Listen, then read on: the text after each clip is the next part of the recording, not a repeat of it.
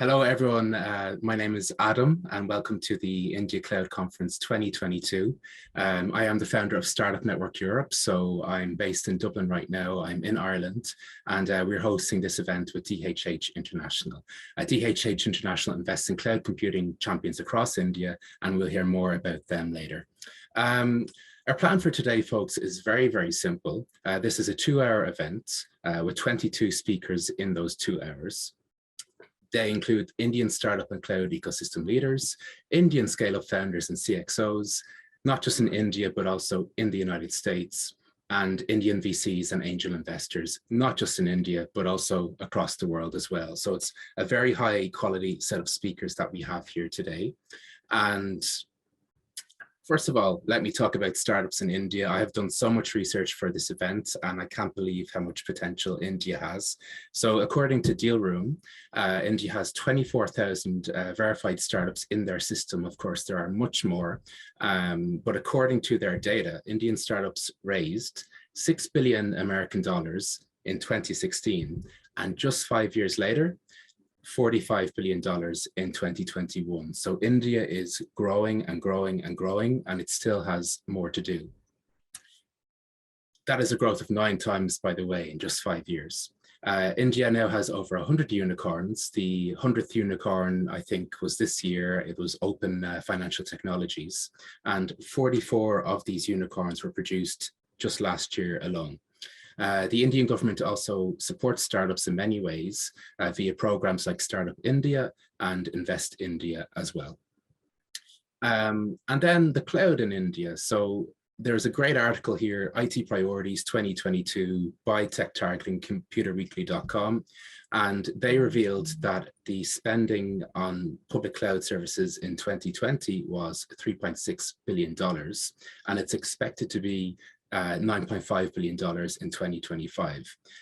And they surveyed 300 cloud leaders of businesses across India, and 65% of them said their organizations are cloud first.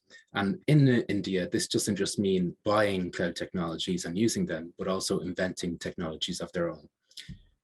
Nico, could you speak very briefly about DHH International and the kind of startups that you're looking for? Thank you. Okay, thank you very much, Adam, and thank you, everybody.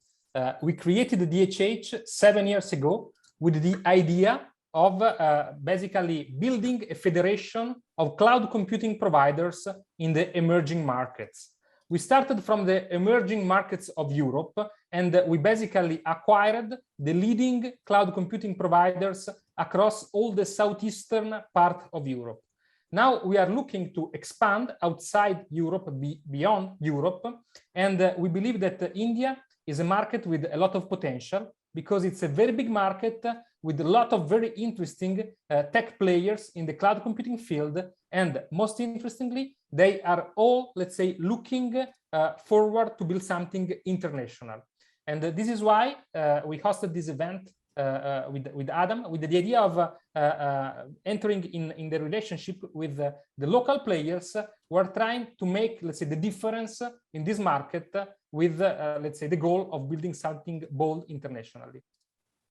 Okay, thank you very much, Nico. And with that, we will begin our first panel discussion. And in this panel discussion, we will have Ignesius Ernest Thambyraj, Director General at the Cloud Computing Innovation Council of India. And we will also have Golok Kumar Simli, a Technical Advisor and Chief Technology Officer at the Ministry of External Affairs in India. Now, Ignesius and Golok, I was talking with you earlier, so we can begin with you. When it comes to the India startup ecosystem, the cloud startups are performing particularly well. As I mentioned, there's much more spending on cloud. We see much more growth of cloud startups. So why do you think we see this growth in cloud infrastructure in India in particular? Ignesius, we can begin with you. Yeah, so okay, let me give my perspective. So good morning, good evening, everyone. Thanks for inviting me here. So my perspective is the trigger is really the virus. What happened 2 years ago? In the last 2 years, many things came together. The virus, what happened? The virus forced people from work from home. Now, when we say work from home, it is good for the employees. But however, when you look at the companies, the businesses, they are not really, their internal business processes are not really tuned or really created for work from home kind of model. That forced, except for a few IT companies, I would say, that forced the companies to look at cloud very seriously. Even those who have been kind of waiting, kind of skeptical, they have been kind of compelled to see cloud, to take cloud seriously.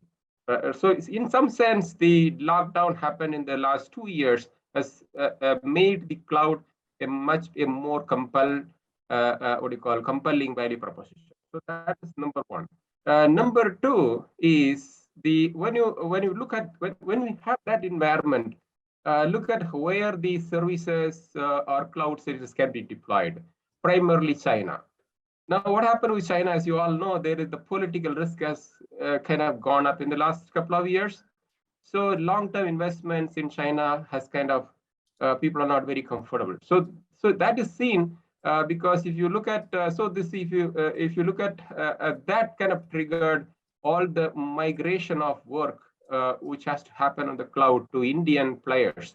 So if you look at India, India is primarily a service industry. We have TCS, Infosys, Reliance, all these companies, big companies in India are really providing service to the worldwide clients. So, for example, if you take Facebook, for example, Facebook signed a couple of $1 billion with Reliance, and then Google is partnering with Reliance. And then now we have this Wipro got multi-billion-dollar kind of services signed up in the last 2 years. I think they said that is the first time in their history. So all this migration of cloud work is coming into India. So that has obviously has a direct result on increase of cloud growth in India. Right, and Golok, what are your thoughts on that? No, thank you, Adam. First of all, let me thanks for bringing me here in the Cloud 2022 event. I, at the same time, greet all my co-panelists and the participants who are listening to this panel discussion.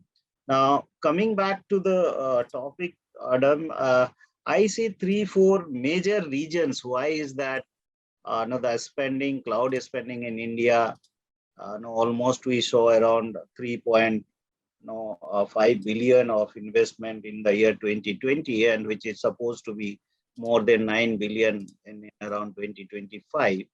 And the reason behind this are the first and foremost reason was, if you see the behavior of the digital had changed over last 3-4 years. If you ask me, the complete digital behavior, the complete digital culture had changed. Now, when I say so, what I actually mean saying that it is no more kind of a 24/7 office. It is no more kind of your corporate network, data center application, no corporate network. It is no more that kind of a situation today exists, especially after this COVID-19 pandemic, which you all witnessed globally. It was needed an infrastructure which is readily available. It was needed a platform which is secure. It was needed a platform which is ready to kind of a expand, which is agile enough, and also a infrastructure which could be predictive in a sense. Now, gone are the days where we are doing a kind of a post facto investigation. From there on, we move towards a proactive kind of a investigation. And then today we are at an era where we are thinking about a predictive kind of a environment. Can I predict? Can I predict saying that how many of my estates likely to have this much of, let's say, COVID-19 patients? Can I predict saying that how much vaccine I have to push it to a particular state at a particular moment of time in a particular time? Can I predict this? Now, these kind of scenario, if you are kind of a witnessing, and then on top of it, when you are dealing with this kind of a mammoth masses, more than 1.4 billion of people, I think the traditional infrastructure, whether it is a data center, whether it is a corporate network, whether it is a corporate application, those were not helping, right? And therefore, India, if you ask me the industry side of it and the government side, both vis-a-vis, if we see, we started working on this hybrid model of working on the cloud, where we not only ensure that our sovereign and strategic resource, we take control of it. At the same time, we also get benefit of that kind of a cost benefit ratio in terms of putting your workload into the cloud. Let me also put a cautious mark here. When we are realizing that the only way forward is, let's say, hybrid way of moving into the cloud, there are 5 major factors which we are coming across, and these 5 factors are nothing but the first and foremost factor was the workload. What kind of workload I am dealing with? Is it a sovereign workload? Is it a strategic workload? What kind of data is it? Is it a fiduciary data? Is it a sovereign data? Is it a public data? Is it a personal data?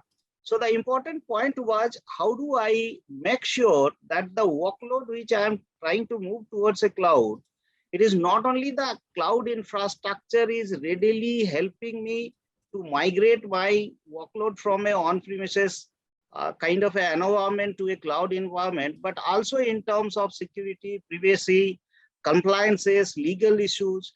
So the workload was playing a major role in terms of looking into the cloud infrastructure. And that is why most of the private industries, when they are working with the government agencies or government department, they are concerned, what do I really understand the workload of the department or the ministry, right? That was the first factor.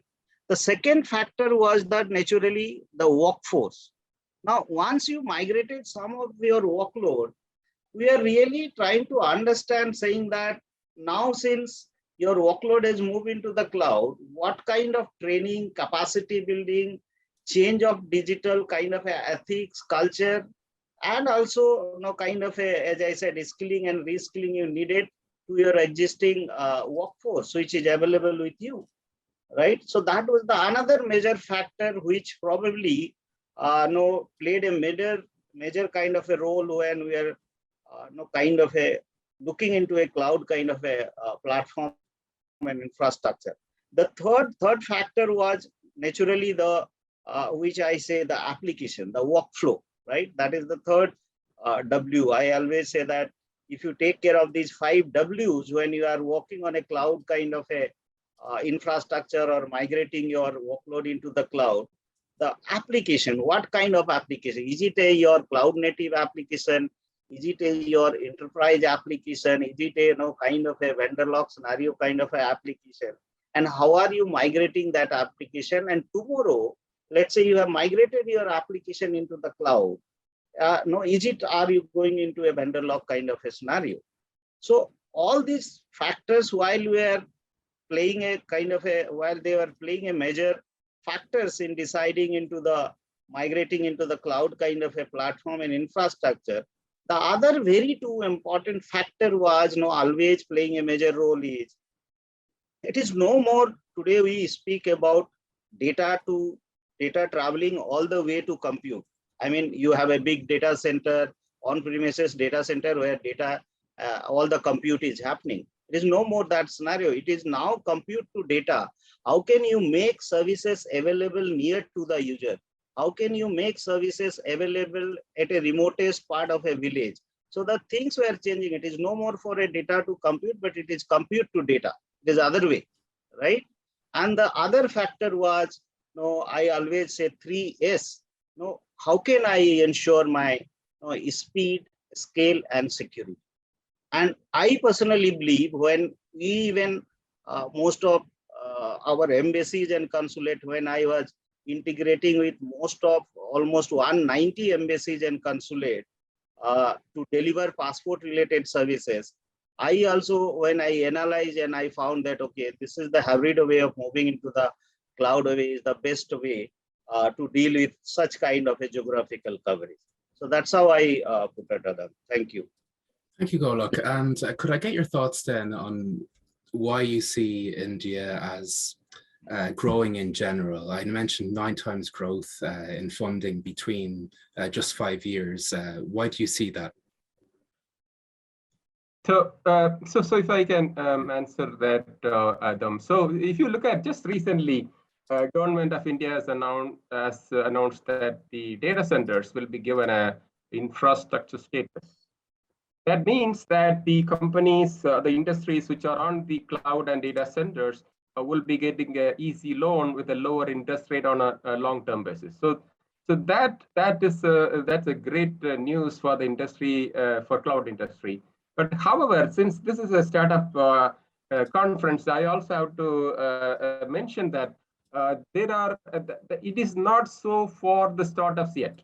So in fact, we had a meeting just a couple of days ago with the Ministry of Information Technology, Government of India, and then we have persuaded that we have to give that status to the startups as well, irrespective of the size of the company, and they also should get the infrastructure status.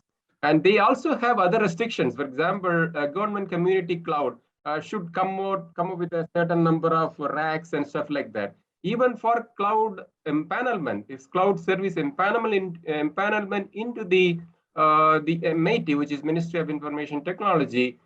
They have limits. They have the criteria, who can come in and become empaneled. And they are not very helpful to the startup ecosystem as of now. So that is some of the challenges currently. We are working with the ministry to advocate that we have to support smaller players as well in the space. Does that answer? Yeah. That's perfect. Well, gentlemen, thank you very much. And we'll now move on to our next panel. And this panel is very exciting. So we are going to have, I will tell you now, Sabeer Bhatia, co-founder and former CEO of Hotmail.com. Sabeer also has a new project called Showreel. We will have Anand Prabhu-Desai, a co-founder of Turtlemint, and Shashi Kiran, CMO of Forthinix. Sabeer, if we can begin with you, could you just tell us a bit about Showreel, your new project? So Showreel is an ambitious, crazy idea. I want to fund 1 million startups around the world using Showreel, the Showreel platform. And the platform is modeled after the Y Combinator platform here in the US, where companies get their first initial seed funding from Y Combinator, and then so they can just build upon the idea that they have. Y Combinator has been immensely successful over the last 10 years. They funded phenomenal companies such as Stripe and Airbnb and even Uber. So the idea is, can we take this model and put it on a platform and scale it infinitely around the planet, and make the first investments in these companies using blockchain technology, where there are smart contracts, self-reporting systems, and basically the internet becomes the government, the government, if you will, that is monitoring these companies, and people are self-reporting. Okay, I got so much money, these were my targets, this is what I have met.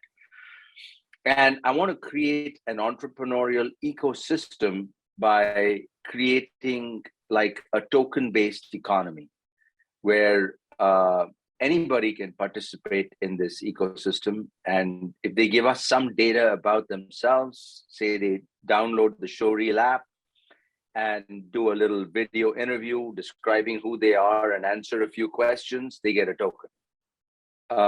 And in this app-based network, you use tokens to get access to curated content, access to ex-entrepreneurs, access to people's time. So the ecosystem consists of entrepreneurs, ex-entrepreneurs, successful entrepreneurs, and possibly investors, venture capitalists, and all that are operating based on like a token economy, And to market this whole thing, I'm creating a Shark Tank-like show, hopefully, which will be carried by Netflix or Amazon Prime. I mean, it'll take me a year to build the show. I've just started interviewing producers who can make it for me, where people can directly invest in these companies just by purchasing tokens, on probably kind of an exchange somewhere. And so there is a one-to-one correlation. And the whole idea here is, can we turbocharge this whole concept of Silicon Valley, and the success of Silicon Valley, put it in a box and scale it to 7 billion people who are just scratching at the surface. I mean, you just mentioned that the growth of Indian startups from 10 years ago to now is 9 to 10x. Can you imagine if I say we can grow it to a million x? And by doing this, it's a way of thinking. Silicon Valley, I have seen 30-40 trillion dollars of new wealth created with just good ideas. And why are these good ideas coming only from Silicon Valley? They can come from anywhere. People have to just apply their minds to it. And today we are at such a point in our history where there are 7 billion people who have smartphones. And if you look at kids and younger generation, more than half the time they spend on just doing stuff on mobile devices. Now, ostensibly, the next great ideas and companies will come completely on that platform. Why not open it up to the whole world so they can solve local problems, using this platform? And of course, we will provide all the hand-holding, help, advice, and stuff. And so I'm partnering with local, the Indus Entrepreneurs Association, which is the largest entrepreneurial network, to get all of their content on the platform. And possibly I'll reach out to you as well to see what all Startup Network Europe has, put all this content, and create a platform of this kind. Yeah, Sabeer, hopefully we'll create. Yeah, one thing that I like in Europe, in the United States, all over the world, there's a lack of standardization. It's very good, your video idea, to have, I think, 2 or 3 minute pitches, hopefully the same format. And just if investors could have access to 100 forms and all the informations are filled the same way, I think that would be very good. So obviously hotmail.com, my first ever email was Hotmail. How do you think scaling a company is different now compared to 25 years ago? It's changed dramatically. 25 years ago, we had to buy our own servers. We had to get space in a data center, and we had to pay for internet access. So we had no idea for the first 50,000 or 100,000 users how much compute capacity we would need, how many servers we would need. Today, all of that is we had to spend $100,000 buying 2 Sun servers, and for the first 100,000 subscribers. Today, using Amazon Web Services and Google Cloud and stuff, we just pay a couple of $1,000s per month, and we've got access to unlimited compute capacity. So phenomenally easier for startups to test an idea, to put it out there on the internet and to scale it up. And the scaling, the infrastructure problems, thanks to all of the innovations in the cloud ecosystem, have resulted in very easy to test ideas out. So this is the time for doing that. And then the other thing is the market. Thanks to social media and other things, good ideas,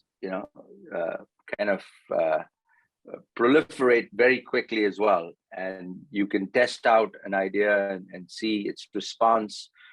So much easier today than it was 25 years ago. And I'm very happy it's heading in that direction. It's getting easier still. Absolutely, and I'll just go to our other speakers. So Anand, you are a co-founder of Turtlemint. Shashi, you're a CMO of Fortanix. So Turtlemint raised $190 million, I believe, and Fortanix raised $46 million from Intel Capital, Foundation Capital, and Neoterrace, among others. Your companies also employ hundreds, thousands of people across India and the United States. So could you perhaps tell us more about your fundraising journey? How was the first round different to later rounds? I think, Anand, we can begin with you. Yeah. Hi, can you guys hear me? Yes, all good. Great. Yeah. Thank you for having me over here, and great to connect with everybody. So just briefly about Turtlemint, we are an insurtech platform. We have digitized insurance distribution in India, creating almost now 500,000 entrepreneurs in all parts of India who, using a smartphone app, are selling insurance and even other financial products to their local communities. So to answer your question real quickly, I mean, a lot has changed from the day we started the company 7 years ago. I mean, if I go back to the early days of the company, it was really hard for us to, get buy-in or believers across the spectrum of people we talk to, be it employees, be it investors, and so on. So there was a lot of disbelief. We worked with a lot of large insurance carriers. We were trying to integrate with them, build APIs, and so on. And we would have to wait for months to get in the door. And over the last 7 years, since we started to deliver success, prove the model, what's changed is that now everything becomes a lot more easier in terms of being able to attract talent, being able to attract investors. There is a understanding of our business model. There's an appreciation of it, and things have become much more easier. So we've seen that transition. I mean, from things being really hard in the beginning, and as an entrepreneur, you have to sort of just believe in your mission and be able to, of course, face those hurdles in the way, and you get through on the other side. And today we are in a pretty good position from that standpoint. Anand, thank you. And Shashi. Well, Adam, so first of all, it was great to hear Sabeer and Anand talk about how they're securing, blockchain infrastructure, the tokenization, issuing tokens and things like that. And Fortanix is a company that's focused on data security, as well as really looking at what Sabeer talked about, securing that kind of blockchain infrastructure. That's one of the use cases that we offer. And for us, in talking to the co-founders as well as to the investors in the company, they really believed in the idea of how you go about, securing, digital identity assets and infrastructure through this process of digital transformation that we're in. The company had its genesis with, cryptography, with the founders coming in from that background. And so, while the initial bet was made, over the last 3 years or so since, we started to sell solutions, it has expanded into a plethora of different use cases beyond just encryption and cryptography. So we do a number of other things. And today, we have large banks, we have financial services institutions, federal agencies, and over 100 global customers. So fundraising in that context naturally becomes a function of your business growth and metrics and the diversity of use cases that we handle. So this time we're not looking to immediately raise capital, but focused on growing those business metrics. And I think as we get to the next stage, it will be to raise capital for scaling purposes. So right now, that's kind of the journey we're on. And Shashi, can I ask, where are you based right now? Well, I'm in the same time zone as Sabeer. So we're early morning birds today. Yeah, thank you so much. I really appreciate that. So a question for both you and Sabeer then, why should Indian cloud startups go to Silicon Valley? Or why not? I don't know why they should come to Silicon Valley, but except to learn, how the cloud has grown in Silicon Valley and what kind of new technologies and kinds of software that are being used by companies. I just see the only reason to come to Silicon Valley is to replicate whatever is being done here elsewhere in the world, to teach other Indian companies and companies around the world how to use the cloud and how to manage their growing data assets. Not every company can create its own data center. That's why they need cloud infrastructure. It's inevitable that the cloud is going to be, trillions of dollars, kind of an economy of its own, given how much data is being generated by companies and how much they get to know their customers better. So I think Indian companies should come to the Valley only to learn how things are done over here. Yeah, and I was actually looking at an old conference I did in the UK, and one of the pieces of advice was only go to Silicon Valley when you've already established yourself very well in India, or in that case, the UK. Anand, I guess in your case, you're based in India. Are all your employees based in India? Is there a lack of talent in any area that you see in India and you need to work with people from abroad? So all our employees are based in India. And honestly, India has been building software for the world now for about 25 years.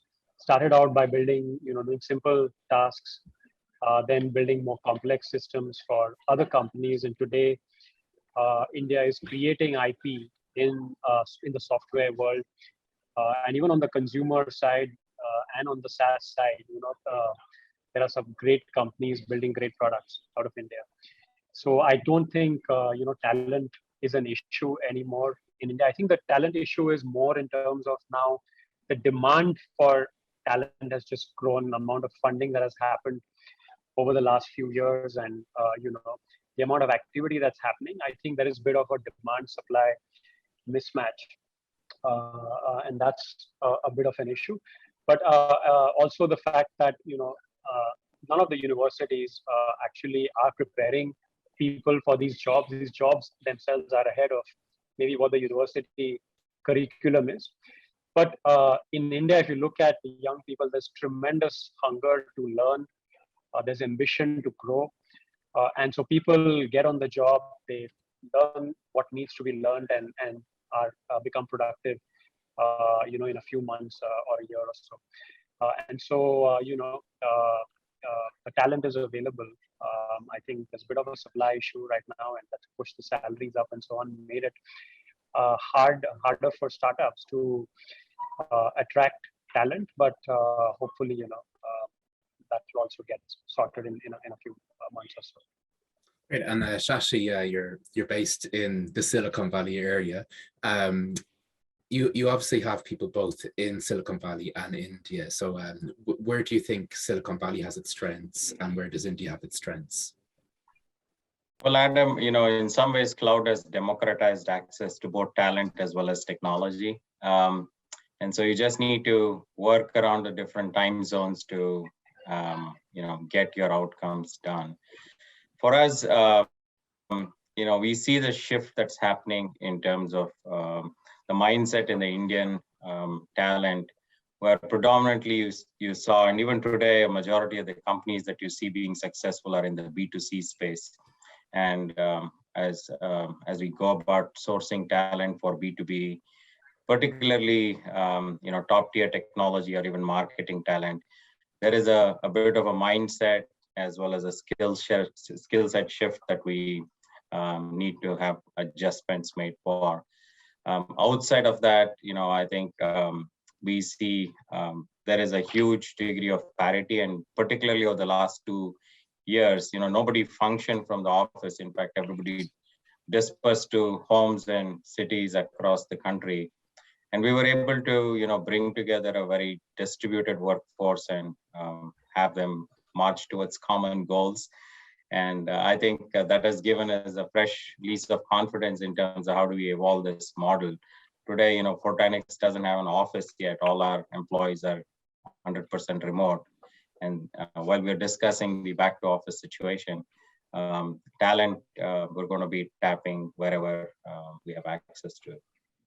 Great. Well, gentlemen, thank you very much. And I am going to basically go to the investment section area where we have VCs and angel investors. A very interesting poll here of attendees today. Are you seeking investment? 59% of you are. So check out DHH International, check out Showreel. It's going to be, there's a lot of opportunities for Indian startups to find investment. What growth is your stage, is your startup at? Most of you are at ideation stage, but many of you are pre-seed and seed, even Series A and Series C. And we've also had more data from the conference in terms of location. Where are you based? It's not just Delhi, it's not just Maharashtra, not just Karnataka, but all over India as well. And we have a small international audience too. And finally, the other poll that I shared, what is your role? So 45% of you say that you are founders, and the rest of you work in tech, marketing and sales and other areas. So that's very interesting too. Well, gentlemen, thank you very much. Okay, let's stay in touch. Really appreciate your time today. Thank you. Our next speaker will be Vineet Rai. And Vineet, our question for you, you are the founder and chairman of the Avishkar Group. Given your experience, what tips do you have for Indian startups and scale-ups getting funding in 2022?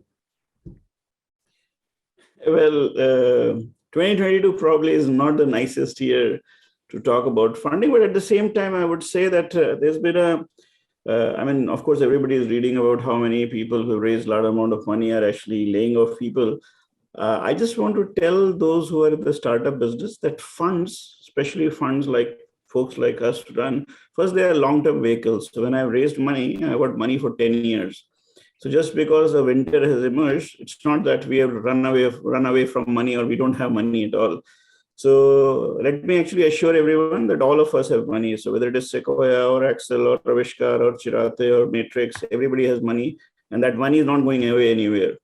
Of course, what all of us are fearful about is a business model that has actually gained significant currency over the last 4 years, which is growth at all cost. And that growth at all cost, without having a unit metrics, unit economics in place, if you have an idea that is wild, that actually has no unit economics, that requires a lot of praying to God, I think you will find it difficult to raise money, which for some reason was being funded significantly, largely because of significant amount of liquidity in the system and a large number of new funds that have emerged, including some very seasoned fund managers were also doing it because growth metrics was really the defining feature.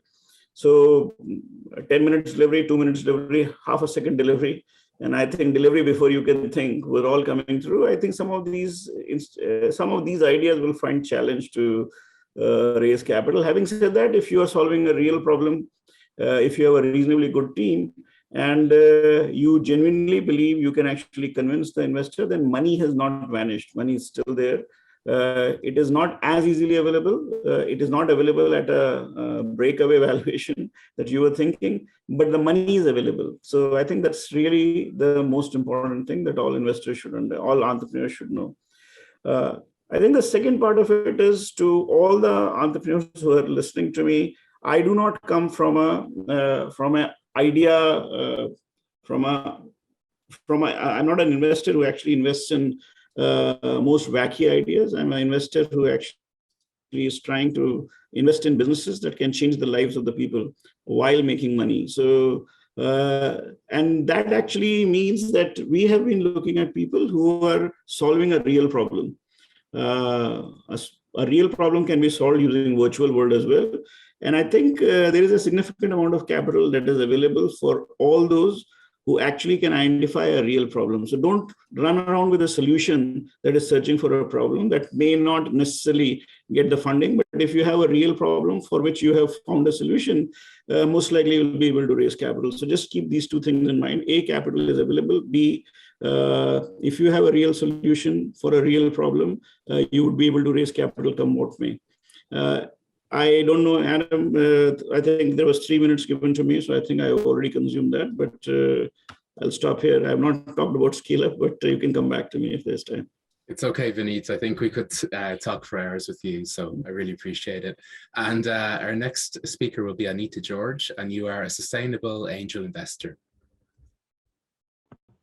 Thank you, Adam, and thank you for inviting me to this very interesting forum. So going after what Vineet just said about money being available, I recently was looking at a survey of startups in India covering more than 200 companies. And the largest or the highest percentage of calls for failure was the lack of money. Lack of money at the early stage, and then in the middle, there seems to be access through accelerators, incubators, and once again, in terms of the growth stage.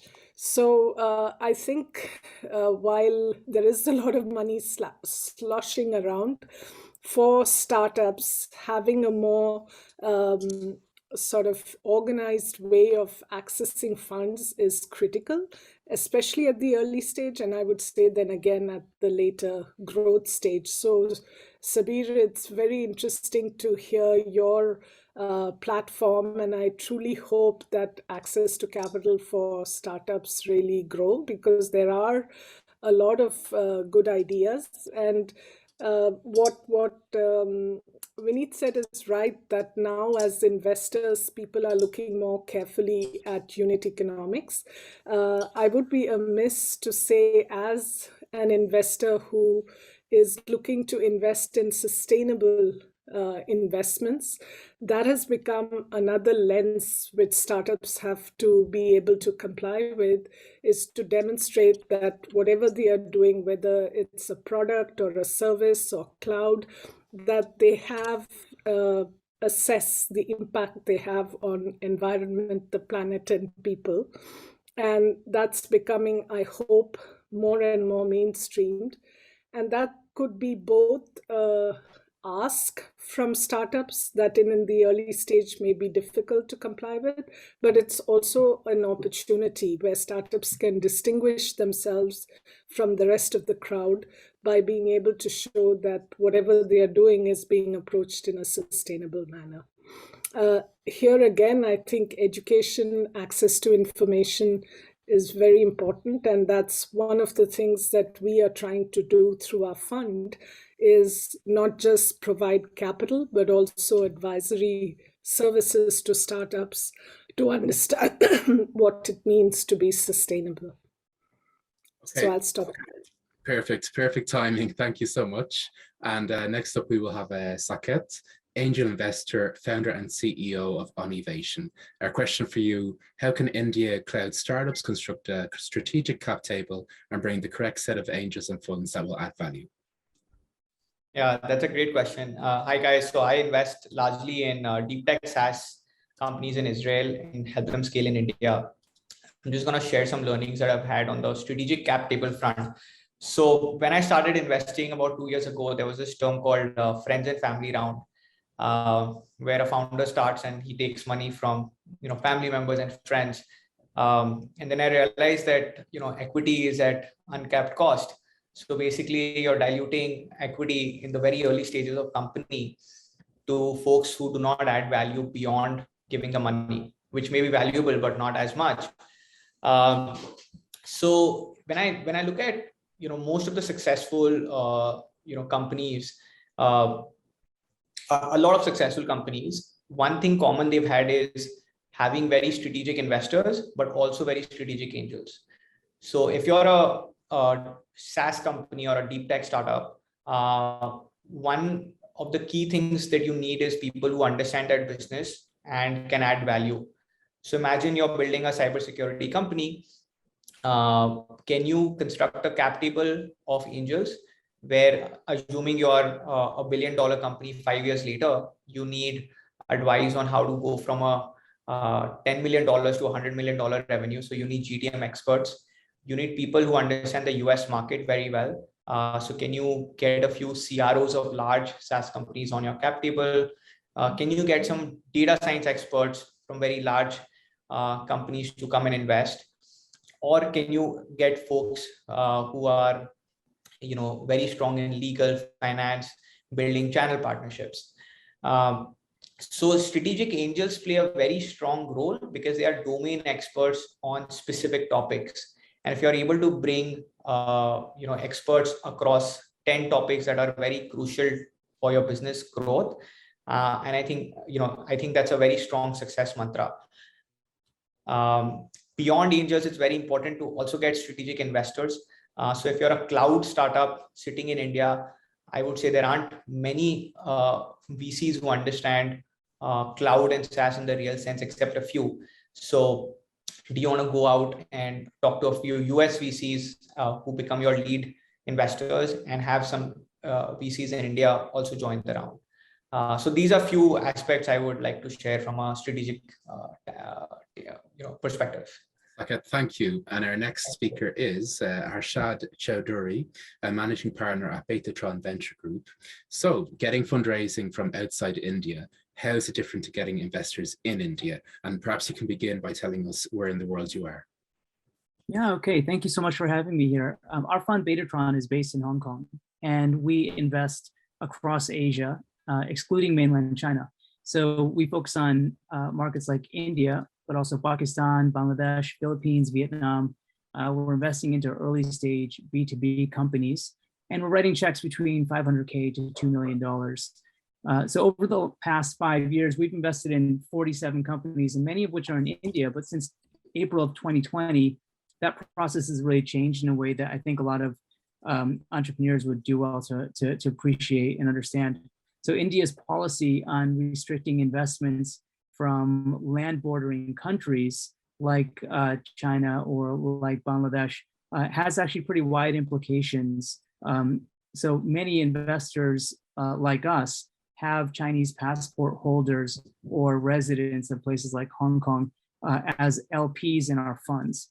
And when that happens, that means our investments might require central bank approval into Indian startups.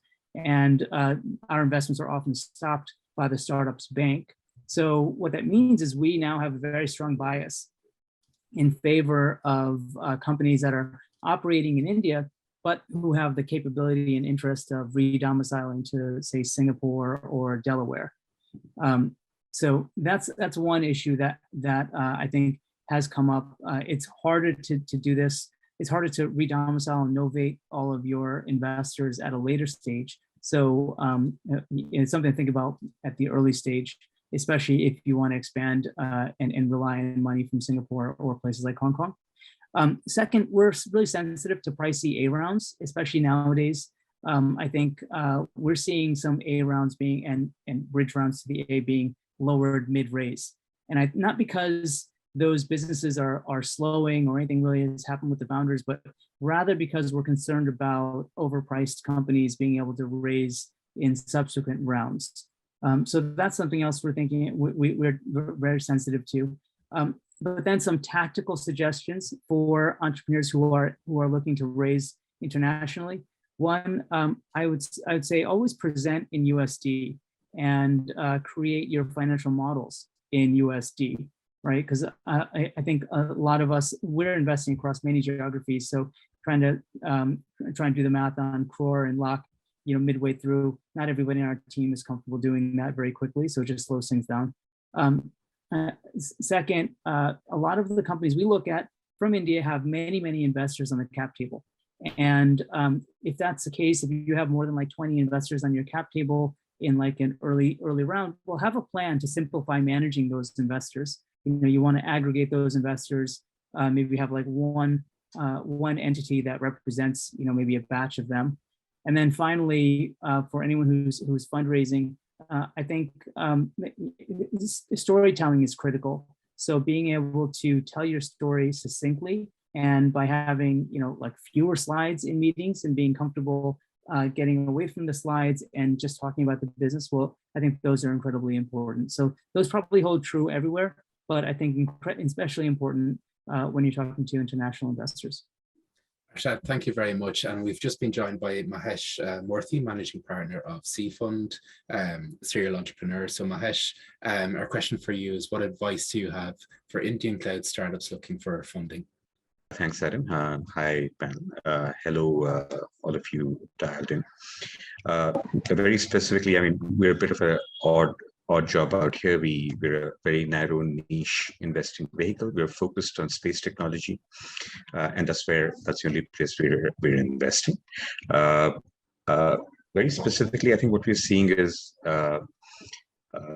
we are very, very sensitive to the valuation madnesses that happen, especially because in many of these sectors like D2C or e-com, etc., you already have a funnel up, so you know that the investor coming in has no long-term particular plan for being in your company. He wants to just pop it out to the next guy in the line, and there is there's a guy on top that you can place the hat on above you, and those are established channels, and typically it's hard to get into that unless you're already you get an angel from one of those funds who make sure that his own valuation goes up in some ways, because he's going to be down the line from you.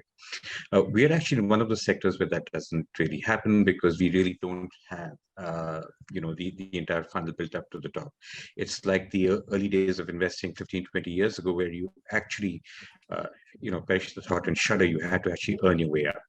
Especially in space technology, it's really a mix of hardware and software. You really have to see the revenues come in, and revenues can take a long, hard time coming in. A typical government sale is 6 to 18 months of hard work before you can, you can get an RFP with your name on it. And even then, the award of that and the first money is coming in will probably take a little time. So we basically are very cognizant of a few things. One, we look for our companies. We're happy for them to be distributed. We're happy for them to be very nimble and agile. We're a little suspicious if they want to really bulk up on a huge amount of testing and hardware, because a lot of it is already available. You simply can rent. You don't need to, own a thermo vacuum chamber which goes to 10 to the power minus 5, and you can rent it out pretty cheaply, and so on and so forth, right? So we are a little distrustful of unnecessary expenses. We want you to be able to file for patents as soon as you can. We want you to be able to show protectability as soon as you can. And the really interesting thing is we want your ability to be able to charge super large margins. I mean, the nice thing of being in space tech is, depending on which end you're in, the margins are 80, 90%, right? They're enormous. So all your years of waiting for the first sale to come through kind of get vindicated the very first sale you make. So it's one of those high risk, high reward missions, where if you would lessen the risk by lowering your costs, by lowering your footprint, by making sure, for example, you're entirely cloud-based, you should be as nimble and as agile as possible. And by making sure you have the ability to charge market, or charge a little, whatever your position is in the market, to be able to get the prices that the costs that you want coming into you. The other issue is international portability. I think the speaker before me also talked about that. Given the entirely rapidly changing geopolitical situations that are happening out here, we almost kind of want our teams to be able to move on a dime. Do you have to sell via Europe? Do you have to sell via the Middle East? We know, for example, a lot of companies are exiting Singapore right now, even though I think my predecessor talked about people needing to move to Singapore. It no longer is that much of a favored destination. And so on and so forth. So rezoning of companies is going to happen often. At the same time, there are geographies offering, sudden rewards. Qatar and a few other geographies sit back and say, you come in, or Abu Dhabi will pay your salaries, right? So you want to then be able to quickly move everything on the time. So we're really talking about this in this post-COVID era, not just about work from anywhere, but work from multiple anywheres, one after another, as being almost one of the things that we're looking for, that your rootlessness is actually a good thing. So it's not just your data that needs to be in the cloud. Probably in some way you need to be there as well, right? So these are the few things we look for: the ability to move very quickly, the ability to rezone at will and at multiple times, because we do know, for example, that some of our colleagues working in Ukraine, in a couple of the companies, 5,000 of them had to move overnight out of Ukraine and rezone themselves in the Middle East overnight, right? So in these in these times, I think that extreme flexibility is really something that we look forward to. I hope that helps, Adam, and answers your question. Extreme flexibility, Mahesh. Thank you very much. I love it. So we'll go on to our next speaker, which is Bharat Shyam, angel investor. Getting fundraising from outside India again, how is it different? And I believe you're based in Washington State. Yeah, I live in Seattle, up and comfortable in a handful of cities around the world, including Bangalore and Bombay. So I'm going to quickly walk through a few notes, and not going to touch upon some of the things that the previous speakers have talked about. The first thing that sort of stood out for me that someone else mentioned was it's important to find high-value angels, and angels that are primarily interested in helping you. And if it turns out that they make a lot of money afterwards, that's great. But the angel who's trying to pop out in the second seed round is not someone you want. And in order to reach an angel like me, you basically have to use my network. I will not pay any attention to any pitch that comes just sort of randomly and anonymously. And if you don't have a network, then you've got to start building it up by having a few high-value angels that have a broad network and are experienced at investing in the seed stage. Don't use agents for the seed stage. There's someone who's taking a commission and stuff like that, and that's a real turnoff. You really don't want to do that. That's certainly something I wouldn't want to engage with in Seattle or in the Valley, and so I will not engage with that if it comes from a Gurgaon or a Mumbai or a Bangalore startup either. For B2C companies, your growth in your unit economics, as Anita said, matter a lot. For B2B startups, it's really important to have global customers. For whatever reason, if you have $1 million of revenue and they're all Indian enterprises, the valuation multiple you get is discounted. I don't think that we're still comfortable valuing the Indian B2B growth high enough. I'm sure that'll change. Like everything in India, things are moving fast. And the early VCs that you have matter a lot, because the reputation of the VCs that you have. And the only reason I agreed to come on this panel is because I saw Vineet was on this panel, and I'm an angel alongside him, and I saw the way he handled some issues that cropped up at that startup. And then these earlier VCs are the ones who are going to bring you to growth investors. I was the first check into DealShare, which now has $1 billion of revenue in 3 years, and it was earlier investors who helped bring in make the introduction to Tiger as an example, who went to investor later. And finally, it's too bad that the government person has already left, because it's still remarkably harder to invest in India. I'm an Indian origin person. I went to IIT Bombay, and I'm very comfortable. I can get on a local train in Bombay, but just opening a bank account in Bombay is like pretty crazy stuff. And forget about bringing the money out. I have brought some returns out, but it's completely unpredictable.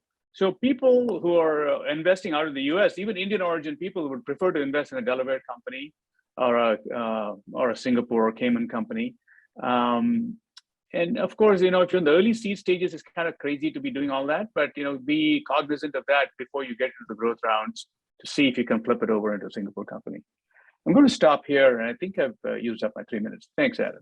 Bharat, yeah, perfect timing, lots of information. Thank you. And next up, we have Ananya Chandra, founder and managing partner of Impact VC. And Ananya, where are you in the world right now? So Innopact's based in Singapore, but right now I'm in sunny Thailand, by the beach. Oh, lucky you. Okay, well, I'm in rainy Ireland. Well, it's not too bad today. So basically, same question for you. How is fundraising different from Singapore, all over the world, compared to India? Sure. So just very briefly, Innopact is an early stage investor across emerging markets. So we invest, of course, in India and South Asia, Latin America, and Southeast Asia, primarily in tech sector business models.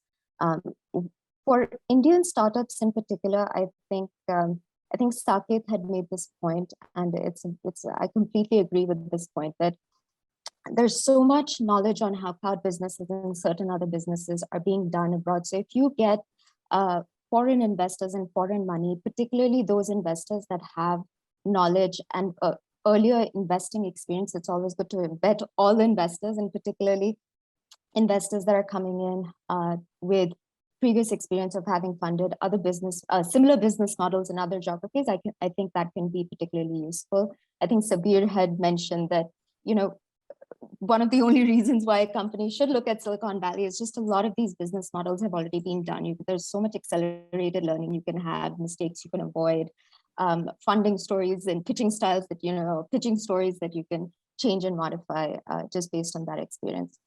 Having said that, I think that one of the things that we've seen, particularly on some of our deals, is that when for a foreign lead investor does come in, it often bumps up the valuation of these startups, which is a good thing in a way. It gives you, more bargaining power with Indian investors.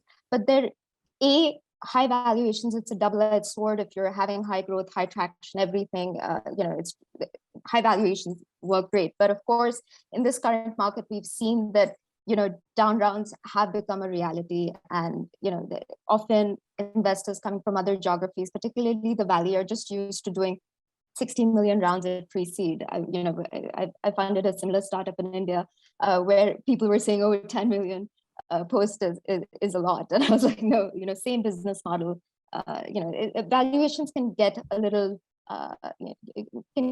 pricey when a foreign investor does come in." So I think for entrepreneurs considering foreign lead, that's something to keep in mind. A second issue that I personally think that when Indian investors get priced out of rounds, that actually deprives, I think diversity of investors on your cap table is always good. Indian investors bring a lot of knowledge of local markets, regulatory challenges, so on and so forth, ability to help you attract talent in the local market that it can help down the line. Speaking of the regulator, I think that somebody had made this point in previously. I think when raising money from foreign investors, keep in certain regulatory considerations in mind. We've seen this happen in India, particularly in the fintech space. Fintechs who are not getting NBFC licenses because of certain representations on their cap table. US sanctions have impacted startup cap tables for certain reasons. So that's always, it's valuable to know who the LPs are, or just get a sense of where that funding is coming from jurisdiction wise. I think just some practical tips. Somebody made the point about using USD. I completely agree. Despite having been an entrepreneur in India, I still can't wrap my head around converting lakhs and crores into USD and vice versa. Another thing is just be aware. Don't assume knowledge. If you're a fintech startup, just don't assume that everyone will know what UPI is or what the regulator short forms are, so on and so forth. And I think a second point, Arshad had made this point that given all the LP challenges, certain investors do prefer if you headquarter yourself out of Singapore, Delaware, so on and so forth. Also, it may be useful if, in case you're considering a listing outside of India, that makes you more attractive for certain kinds of investors as well. So these are some of the things to consider. I'll stop there. And Anya, thank you very much. Really enjoyed that. So next up, we have Anita Jekovic, co-founder and COO of DHH International, and you're going to talk about what are investors looking for in Indian cloud startups. And before you talk, obviously DHH is co-hosting this conference, and we've just added more information about their investment opportunities in the chat box. So Matija, go ahead. Thank you. Thank you, Adam. So first of all, a few words about who we are. We are an Italy-based company, so where we are, let's say, from central and eastern and southern part of Europe. We're actually a very young project. We started in 2015 and 16. And the important part is that actually the project was started by people from the industry. So all of us, all of the founders of the project are actually from the industry. We are techies, and let's say we find technology really interesting. Most of the revenue that we do is from infrastructure and platform as a service. We're using some proprietary cloud software. We're using some open source cloud software. We have products based on shared hosting. So this is, let's say, our main area of activity. And today we are 8 businesses in 7 countries, all of them located in southeastern Europe. The main question probably that all of the participants have is, why would anybody want to join DHH? And the answer is actually pretty simple and pretty straightforward. It's actually that you get best of both worlds. What do I mean by this? Is that actually we buy your company from you, and you keep developing the vision that you have. Now, what that vision might be completely depends on you. But what we've seen in the past in the companies that we acquired, it's usually something related to consolidating the local market. So you see opportunities of acquisitions, but you don't have the means. So we can support you in developing the processes, let's say, providing some financial aid and so on. Another thing that we see is that you're lacking some expertise in your company. It can be either marketing, technology, and so on. And let's say we can provide this through our, let's say, micro community that we manage of techies and entrepreneurs in the group.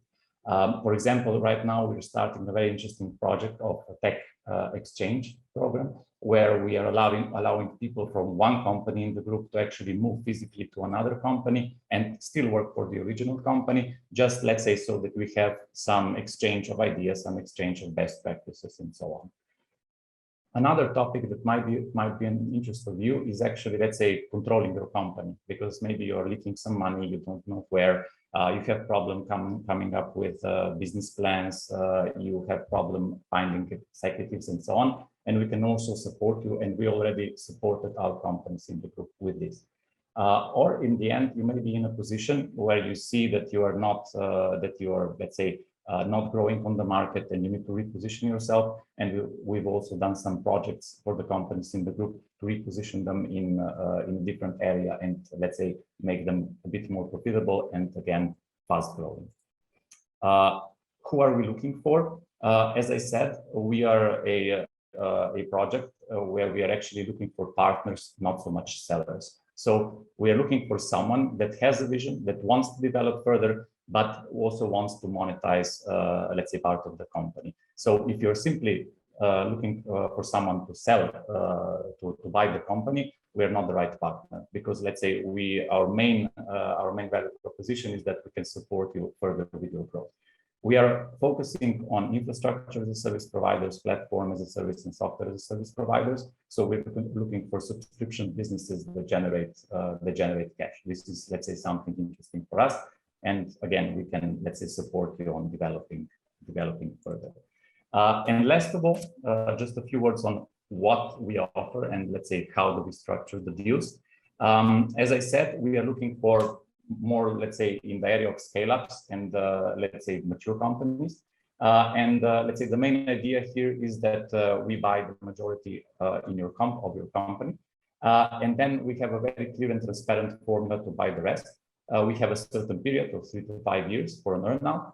And the goal here is that we are aligned. So we, as major shareholders, and you as an entrepreneur, to actually have a very clear idea on what to expect in the next 3 to 5 years. We actually, let's say, we want you to keep your brand. We want for you to keep your culture of the company. We don't want to go into detail on the strategy. However, if you need support, if you want us to get involved, we will happily do this. We will share the experience and support you. We would like to say that, let's say, we have this way of our mindset is a long-term healthy growth thinking. So what we want to do is not, let's say, just buy your company, optimize it and flip it and sell it away. We want to be with you long-term. We want to do the investment with you. And we don't have, also us as DHH, we don't have an exit in mind.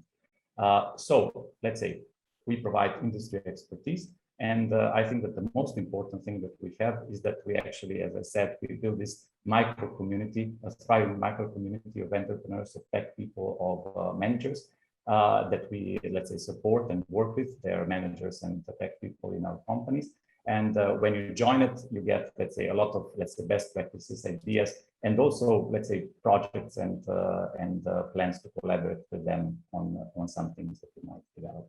So if you're interested, if you would like to talk to me, I mean, contact me, you have the form there. And yeah, let's talk. Matisha, thank you very much. And now we have another panel with cloud leaders across India. And our first speaker in this panel is Raj Gopal. Raj Gopal, I have your biography here. You are the CEO and Managing Director of NextGen Data Center and Cloud Technologies, which provides data center and cloud services from its own high-density data center facilities. You also deploy centrally managed on-premise data centers, and your many achievements include leading the launch of Dell services in India, helping to launch Microsoft Windows across 38 countries, and spearheading and building the enterprise and the data center business, which delivered 1,000 crores revenue for their Reliance Communications. You've also been named the Economic Times Most Inspiring CEO in 2021. So talking about the cloud then, until recently, companies could only pick between private or public cloud solutions. What excites you most about the emergence of hybrid and multi-cloud services? Yeah, thanks, Adam. I mean, that was a very generous introduction. Basically, we are a startup of 2012. I mean, of course, we quickly didn't qualify to be a startup because we grew fast. See, we had a vision from day one that we will build a infinite data center for our customers. That would mean that with the resources that customers would have on their premises to what they would have hosted with us in our data centers, in a combined fashion, I mean, they would have infinite resources to grow their business. So the thought process of hybrid, which is on-premise and public clouds, was kind of there from 2013 with us. We called it Infinite Data Center. So we are very excited that, now it's all in a pretty matured model. More or less, all companies have to function in a form where it is hybrid in nature. It is not just that you would have private cloud for specific applications and you would leverage public cloud for, highly elastic applications. So this has become a pretty good reality for us. I mean, almost every enterprise that we discuss with are in this form. So the most exciting part for us is that, our vision is getting into reality. And it creates a very niche for us because we don't compete with the traditional public cloud players or private cloud setups that are maintained by system integrators. So what we do is we actually ensure that we are able to provide both services on the same pricing models, I mean, on demand, pay-per-use, and elastic, and that's what is exciting for us. So the opportunity has become pretty big in India. We just, I mean, it's the only bottleneck in scaling in India is how many people you can build, the talent that you can build. We have quite a lot of access to a customer base. I mean, we are currently serving more than 1,200 enterprises. We've done quite a lot of good work for the Indian government. Indian government is actually a pretty big user of digital in India. So all in all, I think in India, it's the hybrid cloud. Multi-cloud is still evolving. People are evaluating quite a lot of options. I think what is happening is that there is a form of multi-cloud in terms of using some SaaS products from different clouds. But it doesn't mean that, people are really using each cloud for a different purpose. And then, there is one single pane of glass where they can manage this infrastructure. So in India, hybrid cloud is a reality, and multi-cloud is just on the horizon. And what are the biggest challenges that your clients have had when it comes to application and database modernization? Oh, they have a big dilemma because these applications have been built 10 years or prior. So what happens is the business also would have changed quite a bit during this period. So there are new requirements that come up. So the biggest dilemma that enterprises face in terms of application modernization is, do I build afresh or do I modernize what I have? And that's a discussion that would take quite a lot of planning. So I would normally suggest my clients to spend more time planning than in execution. I mean, not hurry into modernizing an application, but really look at where are you today in terms of your business and where do you want to take it, and take a decision whether you want to modernize an application or rebuild something else. So this is how we are doing. We work with VMware Tanzu to help containerize applications and stuff like that. But most important aspect is that it takes a lot of planning, and a very important decision is whether you want to build afresh or you want to modernize. And that depends on where their business is, not in terms of technology. So very rarely it's a technology decision in terms of app modernization. I think it's a business decision to whether to modernize an app or not. Great. And our next question is for Dr. Rizwan Ahmed, PhD. You're CTO of Daleplex Software, which is a digital transformation services provider with an alliance of industry experts. You have a range of clients across different industries. So my question for you is, in terms of data privacy and security, how will the adoption of hybrid and multi-cloud services complicate things? Thank you, Adam, and thanks for having me here. It's an amazing conference so far, and it's a very interesting question. You heard Rajgopal, and he talked about hybrid cloud and multi-cloud requirements. So we all know, right, as enterprises are pursuing digital transformation, we need to adopt all these cloud environments for agility, flexibility, and scale. And that's what is going to make some of these things possible, right? What we're trying to achieve, considering the business use cases what we have. And that's where hybrid and multi-cloud architectures are going to be almost unavoidable. And that's where I feel we'll come across a lot of data privacy and security challenges. Because when we go to hybrid and multi-cloud architectures, one thing what we may all need to realize is the data what we are generating is being stored now at multiple locations. And since the locations are different at multiple places, this is going to be creating a lot of governance and compliance challenges for all of us. And that's why data privacy of maybe applications which are hosted in hybrid and multi-cloud environments is going to be even more challenging. And as you all know, right, most of these cloud providers, what we use they all provide us some or the other way to protect, manage, and secure our data. But at the same time, the governance and compliance, when we go to hybrid and multi-cloud environment, it becomes even more complicated because you need to manage multiple environments. So if I need to give an example, previously, if I was hosting my data on-prem, as an example, using VMware workload, if I'm hosting it now in hybrid environment, the kind of interfaces and solutions what I'll be using to protect my data across those different workloads is going to be significantly different. And it might require different approaches as well. And that's where it becomes very challenging for us, wherein if we look at utilizing some of the proprietary tools, what these cloud providers give us, they might not be able to suffice our needs because we need to manage multiple environments, multiple clouds, and at the same time, ensure that our data is protected. So if I say it in an example, how we protect our data in AWS is possibly going to be drastically different when we protect our data in possibly a Microsoft Azure instance. And that's where we need to look at different policy models, limitations of all these different cloud providers, and identify processes which could be possibly manual or maybe automated in nature so that we can protect our data across hybrid as well as multi-cloud environment. And it's going to be very, very complicated. And that's why we need to look at more holistic approach and utilizing the right tools so that we can address some of these challenges. Okay, Doctor, thank you. And we'll go to Arajit, who is a serial entrepreneur, technologist, angel investor, and philanthropist. So many titles, many achievements.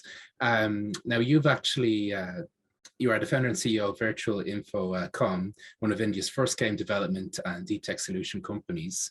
And one thing that really sticks out to me here is you have been involved in the production of more than 300 games in your career. So my question for you is, how is AI affecting cloud technology and vice versa? Well, brilliant. Thank you so much for the beautiful question. And kudos to all the other panelists. They are sharing amazing information. So I think it's a huge number of information which is flowing in this panel. Well, regarding AI, which is impacting cloud, the number one thing that is happening is the data governance. When we are dealing with multiple layers of data, the main thing that's happening in the clouds as an infrastructure is functioning of data and then securing them in a particular structure.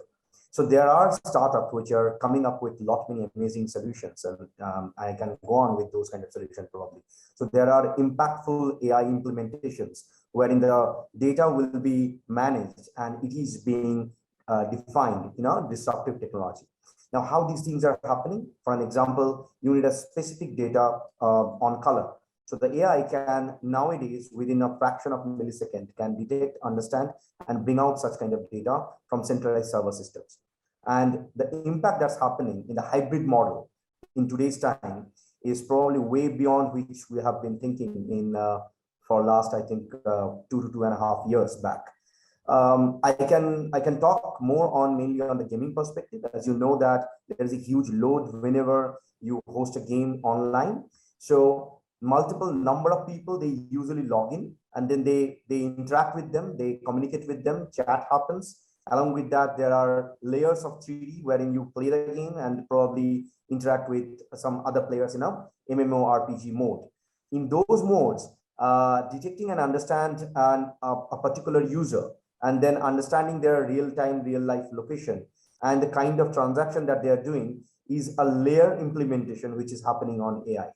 Hope that helps. Yeah, and one question. So I love remote working and I don't like it. It depends. But your company moved to remote working in 2018, which is before COVID. And why did you decide to do that and how have things evolved? Well, interestingly, in 2018, my travel situation was really hectic.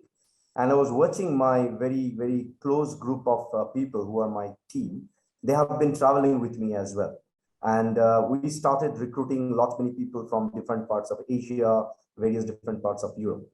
And it was really nearly impossible for me to open up physical offices in each and every place. So what we did, we actually moved into cloud and then asked people to join and work from home, which actually happened way before COVID. But somehow during COVID, we got an edge that practically speaking, COVID didn't actually hit us. It was painful, to be very honest. It was approximately 6.5 months rigorous shifting from physical office to the mode of work that we used to have.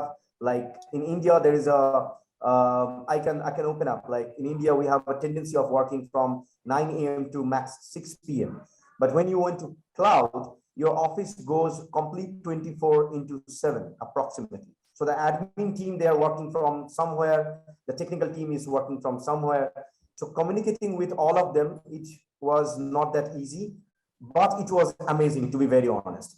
People who are working from Philippines Island, they are creative enough. They usually come up with many different creative ideas, and the technical team who are communicating with them, they are from Europe. So different time zone, when they come up in a common time slot and then interact and then come up with the technical solution, in our words, which we call as GDD, or sometimes when we work on blockchain solutions, we come up with the technical documentation.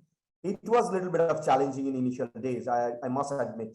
But now, to be very honest, it became very common. And I'm so happy that one of our panelists from Thailand, in fact, there's a cafe in Phuket where 3 of my employees are working from there.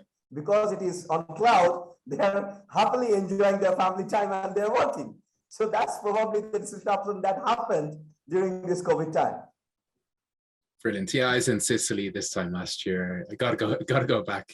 And then Aditi, you are co-founder and COO of Supersourcing, which is India's biggest B2B platform for hiring remote engineers at scale, and also Engineer Babu, an IT service company which specializes in building MVPs for startups. You're a first-generation entrepreneur like myself.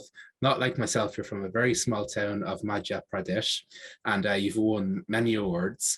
So my question for you is, you've built and helped to build huge teams of engineers. What should Indian cloud startups and scale-ups consider when first hiring people? Thank you, Adam, for inviting me here, and it's nice panel going on. And it's when about hiring remote engineers. So when COVID happened, from even before that, we all knew remote is going to be the new thing, because accessing talent is a dire need for a startup, right? You at one place you cannot find all sort of talent that you are looking for. So we were knowing this is going to be there in future, but yeah, then COVID happened, and we all realized we all need to find talented people and work online, work from home. So that's when we realized the importance of communication. So at Supersourcing, and when we are providing any remote engineers to any of the client, we give the first and foremost importance to the communication and the channels of communication. We make sure the person can communicate really well, and what kind of SaaS tools and different applications the companies are using so that they can coordinate and cooperate in a better way. So that is the first time. In fact, we all of us realize the importance of good communication is needed when you are working on cloud. Second thing is, when we are hiring, or any of the startup or any of the companies are looking to hire engineers, it should be very clear in the mind what exactly you are looking for in a person in terms of skill set. Because online training is really next level task. When we were sitting in office, and training someone is easier as compared to training someone online.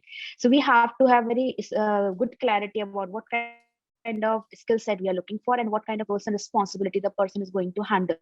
That would make his and your job easier, right? Because when we are sitting in a different time zones as well, in fact, we have hired few people from Singapore and then Philippines.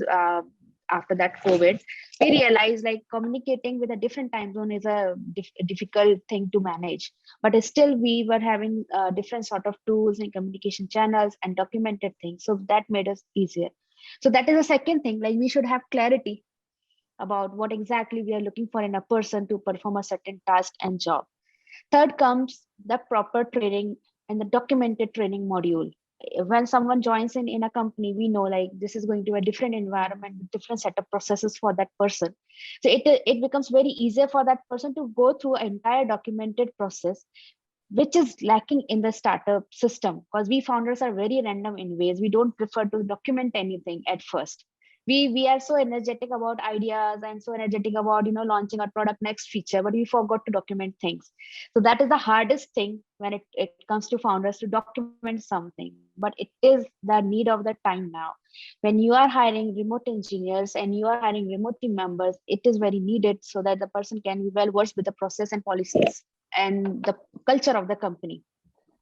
And then also comes, so usually we know we heard many times hire for attitude, and then skills can be trained, but that has been completely changed post COVID. You need to hire for attitude as well as for skills now, but it's very difficult to train someone from zero. Even if the attitude is good, but training from zero would take a lot of time, and we have all witnessed this great resignations.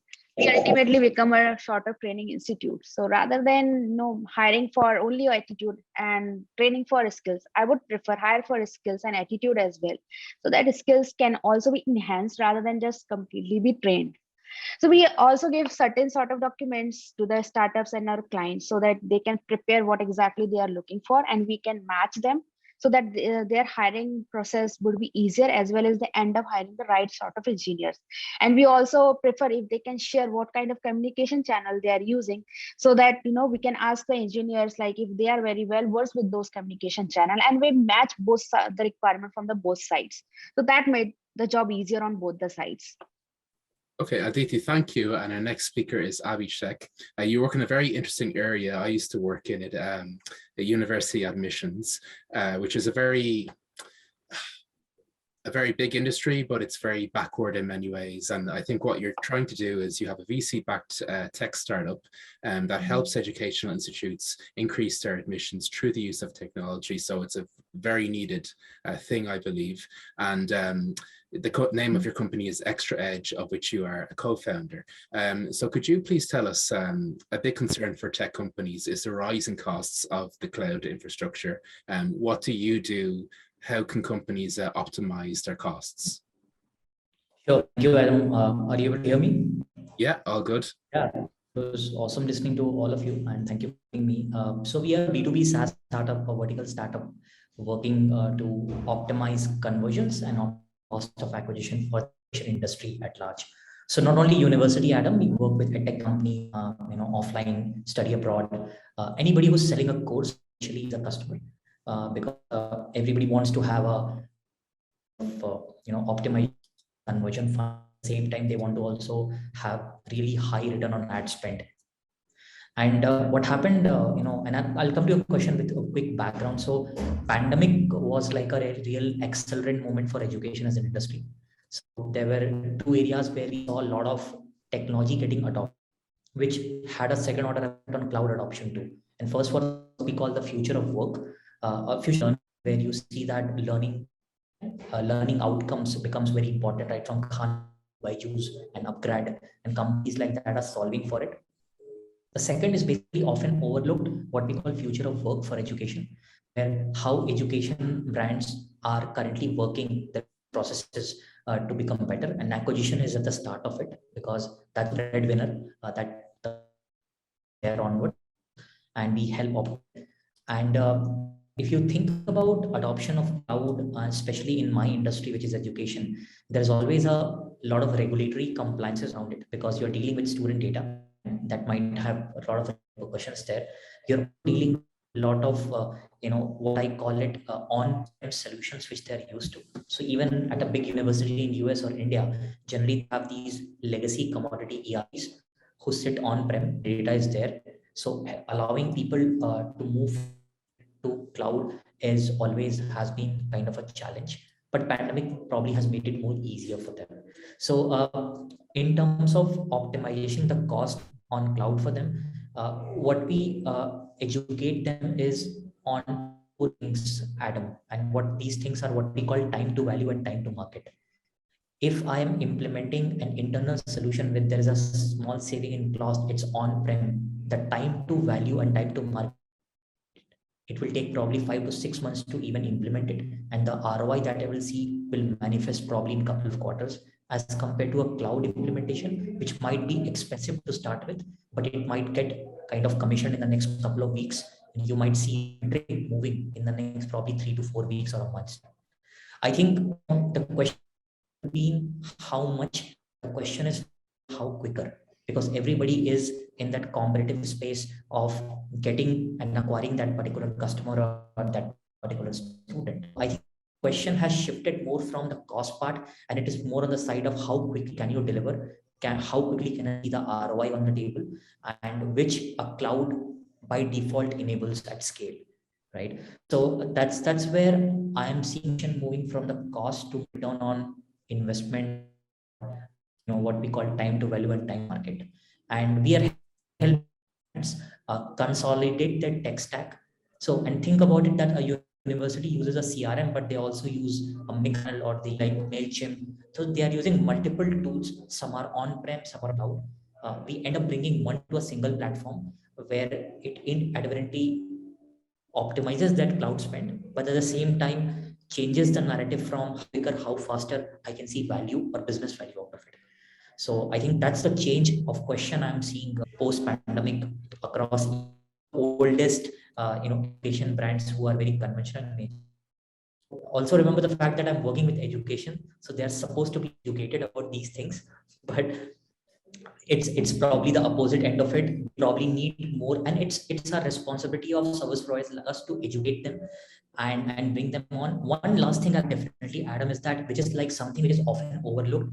There is a very new who has into industries like education, hospitals, and in this industry. Old buyer was a buyer of the 60s and 70s who was IBM on-prem or commodity ERPs and things like that. Now today, as a marketer or a sales guy who has worked in companies like Khan Academy or a Newton School of Pluralist Site or Code Academy, and in India, similar companies. He's a new age, early 30s, early 40s, or a IT guy who realizes the importance of bringing this technology, these slow-moving sector, as you called it. And I think that's a very core shift buyer persona for somebody like us. Okay, Abhishek, thank you very much. And thank you, Rajgopal, Rajit, Aditi, and Dr. Rizwan Ahmed. Really appreciate your time. And now we will go on to the final section, which is a one-to-one talk about HR, recruitment, leadership, different areas with Abhijit Baduri. Hi, everyone. Yeah, how are you, Abhijit? How's your day going? All good. Yeah, brilliant. Very good indeed. Well, Thank look, you so much for having me. Yeah, it's an absolute pleasure. Well, look, I think we can actually go off the plan a little because I've done some polls during the event about HR, areas that you're an expert in that we can cover. But could you first introduce yourself, please? Sure. My name is Abhijit Baduri. I work in the area of leadership, talent, and culture. These are the new growth drivers that I found. I've written a book called Dreamers and Unicorns, which actually documents a whole range of experiences. And, I work as a consultant, and then I also work, with various, I work for columns and I do books, etc. So that's my passion. And you have 800,000 followers, I believe, on LinkedIn. Well, yes, yeah, that's a close number, yes. Fantastic. Well, look, I suppose my first question for you refers to your latest book, Dreamers and Unicorns, How Leadership, Talent and Culture Are the New Growth Drivers. So can you explain why leadership, talent and culture are the new drivers of growth? Sure. So if you, look at this whole world, there are 5 broad shifts that are happening, which is really shaping a whole lot of things around the way organizations grow. The first shift is that, the world has gone fairly boundaryless. And a little while back, we were, listening to all the founders. They talk about the fact that, they have a team somewhere in one part of the world, the dev team in one part of the world, the marketing team in another country, working a different time zone, etc. And that's the nature of the work. And so I think when we look at what organizations today struggle with is, we've made work fairly boundaryless. The workplace, has moved sort of to being anywhere where the cloud operates. So, if you have a Wi-Fi connection, that's where your office is. So the workplace and work have shifted. We are really now trying to figure out what do we do with the worker, because, we need to figure out with the old mindset, do we put them in an office? Do we let them work from home? Occasionally, sometime, all the time, etc. So that's one of the big shifts that has happened, which I mentioned in the book. The second piece that we've talked about is that it's not going to be an either or world. Leaders today have to manage polarities. So, if you're a CEO, you can't just say, I'll focus on what's inside the company, I'll ignore what's outside. I can't focus on the short term until I do the long term, or the other way around.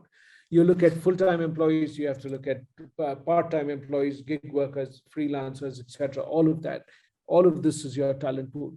The people that you bring into the company versus the people you could have brought in, all of that is really the pool that you need to be looking at. So that's your third piece.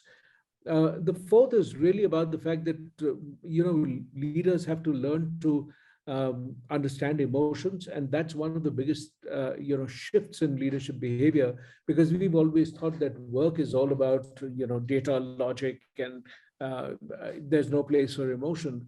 And here we are sort of really looking at when you're looking to build a deeper relationship with your team members. It's actually the way that you connect with them emotionally that's really what matters. When we think about the fact that people leave managers and not organizations, the organization offers you, the employment letter or contract, but it's actually the manager who determines your experience of it, which is, and therefore that becomes a really, really central part of what helps organizations to grow, because the more the churn that you have, the harder it is for you to deliver what you commit to the customer.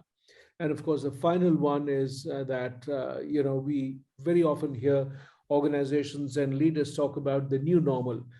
There's no such thing as the new normal because it'll keep evolving. Think about it.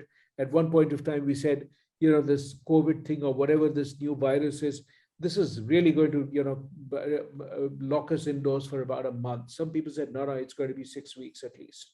And look at us, how we completely got that timing wrong, or, what it'll take. So trust becomes very important, and it's something that we need to focus on. All these together are the 5 big reasons why leadership, talent, and culture become your growth drivers. Leaders set the agenda, they attract the talent, and then the culture sustains that talent to work on the agenda. So that's really the entire book. Yeah, thank you. And I suppose I'm sharing the results of the poll now. I hope you can see it. I asked people, is your startup more or less efficient when remote working? And 75% of people said more efficient. What are your own thoughts? I mean, in your own organization, do you do remote working or do you go to the office every day? We don't really have a formal office. We have 6 employees. We are a very tiny organization, but all 6 are in different parts of the world. And we found that that was the most efficient way in which we could work with these people. They have the freedom. So we don't have any work hours or anything of that sort. We really focus on the outcomes that people have to deliver. And that's all that we really talk about. People set their own targets, people, work on their own time, and they are responsible for the results that they bring to the table. So we kind of think that, our associates, we call them associates, they're all like volunteers, so the moment you think of them as employees, you kind of have this whole equation that, I'm paying you, so you're supposed to deliver this. If you think about, yes, that's what you could pay them for, but really when they go above and beyond, their volunteering. So we that's the equation with which we really look at, managing our people. We don't have too many micromanagement opportunities because our team works across different time zones. Occasionally we meet, but most of the times we minimize the time that we spend in meetings and all of that. It's asynchronous. We leave a voicemail for somebody. They look at it, they can look at the, common emails get read depending on what time zone you're in. So people could be taking their vacation and working, or they can work and take a vacation, whichever way you want to frame it. And we found that works really well for us. Yeah, I suppose, as I said, this time last year, I was in Sicily, and actually Monday to Friday, I did work just on weekends, I guess. I took time off. So it wasn't really a distraction. I haven't been to Thailand yet, like some of the speakers here, but hopefully one day. And I'd love to get your opinion on this because it's actually complex. Should companies post salaries in job adverts, in your opinion? I think it needs to be, there was a point of time when the equation between the employer and the employee was asymmetrical, in the sense that the employer actually held all the power, and today we are in a scenario where that power has been distributed. It's been decentralized. I think we are progressively working towards this place where, eventually this is going to be, already there are lots and lots of sites which offer you all the information that you think is a closely guarded secret. So it isn't anybody who wants to know anyone's salary, it's available. In fact, most CEO salaries are public knowledge any which way, and then you can sort of work your way down. So I believe that in some states, it is illegal to ask the employee for what they earn before you make their offer. But I think that in the interest of transparency and to avoid disappointment, the employer should evaluate the skills and the employee should think whether the salary and what they are going to give by way of benefits, etc., together is the total rewards thing worth it. So that's, to me, the perfect equation. The employer must know about the skills, the employee must know about the benefits and the salary. Yeah, and in all our conferences, including this one, what is the hardest role to find the right person for? Engineering and design really dominates. How do you think scale-ups and startups in particular can try to get people on board as CTOs or engineers? How can they stand out? I think one of the most undervalued opportunities lies in, organizations building a very strong talent brand. And I'm going to sort of differentiate between the employer brand and the talent brand. And a third element, which I'll come to at the end, which is the leadership brand. The employer brand is, where if I told you I work for so-and-so company, you say, wow, I mean, you automatically assume I must be super smart and it's what a great job it must be. You know nothing about the work that I do. You know nothing whether, the impact that I have, etc. But you just are awed by the fact that I work for so-and-so place. That's a strong employer brand. A strong talent brand is when the business critical talent, the example that you gave for a startup, let's imagine the CTO is your business critical talent. Then does the CTO, who would be your perfect hire, does that person believe that your startup is the place where I will thrive? That's a strong talent brand, because when you are able to convey to what matters most to that person, that's a real perfect talent brand. The leadership brand is the bridge that makes this work. So, the leadership brand is the way that the leader talks about, the vision for the organization, the purpose for which the organization exists, the kind of impact that they are going to create, and all this attracts the talent. It also builds the culture. So the leadership brand becomes, the fulcrum for which, this really makes it work. Yeah, and I was reading about your first book, Don't Hire the Best. And a very interesting thing is some people have amazing CVs. They have a master's degree, a PhD degree, but when you meet them in person or when they go to work, they're not that good. So what is the secret sauce to finding the right person, in your opinion? If you are able to sort of look at, so there was this whole conversation that you had that, should you hire for attitude, should you hire for skills, etc. I think the skills become an entry point. I mean, they are not a differentiator. So, if you are looking for a surgeon, yes, of course, you're going to look for a surgeon who can perform surgery, who's authorized to do it. If you're looking for a coder who knows that particular language of coding, yes, you are going to look for that. But I think the differentiation comes from the soft skills, which comes from, three different abilities. One is the ability to learn what the person has never done before and, never been taught. I mean, so for example, every company has some unique things which are different from what the person could have worked on. Can the person take that on? There's a new customer requirement. Can the person respond to that? So the ability to learn what you don't know is a big element of this. The speed with which you know that. This is really, in some sense, we very often in an interview, we do have ways in which you can sort of make that evaluation. So this is the IQ part of it, processor speed. How quickly are you able to do that? How many variables you can juggle in your head? So that's one. The second large part of what you should be looking for when you hire is actually around the ambition and the drive. And by that, when I've worked with some really terrific people, the best of their particular field, one of the things that is really the interesting element that comes out is the people who don't ever now need to prove themselves anymore are the ones who continue to work the hardest. I mean, they are really driven. They'll try and perfect that little bit, even though you're pretty happy and the customer is happy and they're willing to say that, oh, this is great, we'll go with it. They'll say, let me do one more draft and give it back to you. So these are the people who are chiseling away and they're trying to move from that 99.9 to 99.91. So this is ambition and drive, the desire to do something really well and give 200% to what you're delivering. This is drive and ambition, because a lot of times you think that this person is terrific, just is not motivated to do that. And then it becomes somebody else's headache to incentivize, motivate, and do all of that. So that's a big second element we should be evaluating. And the third and final one, which is probably the most under evaluated and undervalued, is the likability factor. Is the person comfortable to deal with? There are some people we all know, and I have worked with plenty of them, as I'm sure everybody else here has. that there are people who are bright, who are terrific, can do the job. Nobody wants to work with them. The day they say that, oh, I'm going to take 3 days off, everybody's really happy. They're saying that, okay, that's great. I hope you'll extend your vacation.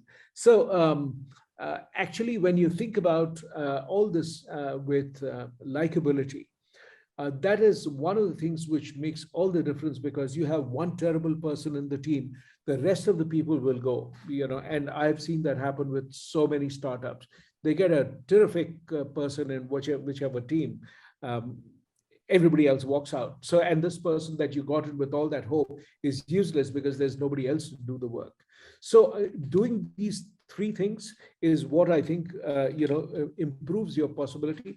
One minor process that I think really helps, which is a very easy one to do, which is to actually find out who are the people in your organization who are great at hiring.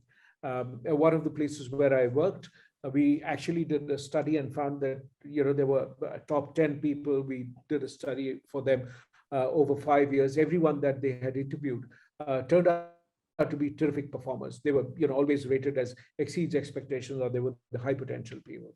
Likewise, we also identified a bunch of people who were so terrible that all the people that they had hired actually were asked to leave. So so we also said that, okay, these people may be great performers themselves, but they're really terrible at hiring. So it's a myth to think that just because you have a certain number of years of experience or seniority, it means that you are really good at hiring. That's so not true. Most people are really terrible at it. So that's why I said, don't hire the best. Yeah, and I suppose I'm going to be very cliche here and talk about Steve Jobs. I saw a video of his, and he said the first people that you hire, the first 5 or 10 people, they set the culture for the next 100 people, 1,000 people. Would you agree with Steve Jobs or not on that? Yes and no. I mean, the leadership team in many ways, they act as role models. And it is true that, if the culture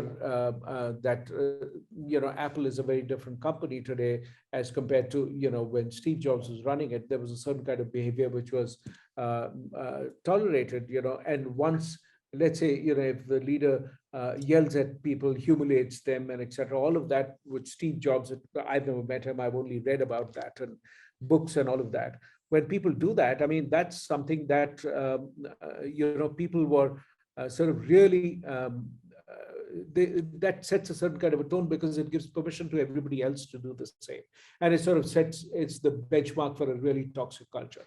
Today, Apple is probably very different because of the way, Tim Cook runs the place. So the leaders do set the tone in a very significant way. That makes all the difference. So, and there are plenty of examples of clients that I've worked with where the change of the leader has changed the culture of the place one way or the other, because the leadership team then, learns, is it okay to come in late? Is it okay to exceed the time? Is it okay to yell at somebody for doing something?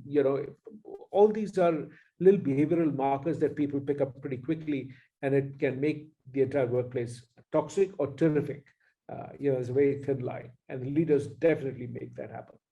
Yeah, and I see startups all over the world, including in India, spend so much money on recruiting people, so much time on doing the interviews, and then they don't really retain the people. Maybe they'll invest in recruitment, but not in higher salaries. They don't, I suppose, give initiatives and growth to their employees. Do you think there should be more? Am I wrong, or do you think that they should focus more on retaining people? No, it's absolutely right. I mean, most people who have who are founders, we assume because they really know how to build the product and they have a great idea of how to solve the problem that in the marketplace. We automatically assume that they are also good at hiring people. It's really like saying all of us, look at the stars in the sky. That doesn't make us astronomers, and as I said, most people are really terrible at making people decisions. So you do need to invest in a really good person who knows how to do that. And more importantly, you need to actually figure out, it's not enough to be able to hire the people. How do you onboard them? How do you build their skills? And how do you sort of use the interview to figure out, okay, this person is going to be great in ABC, but will need help and coaching. And so that onboarding work actually really goes a long way in preparing the person for success.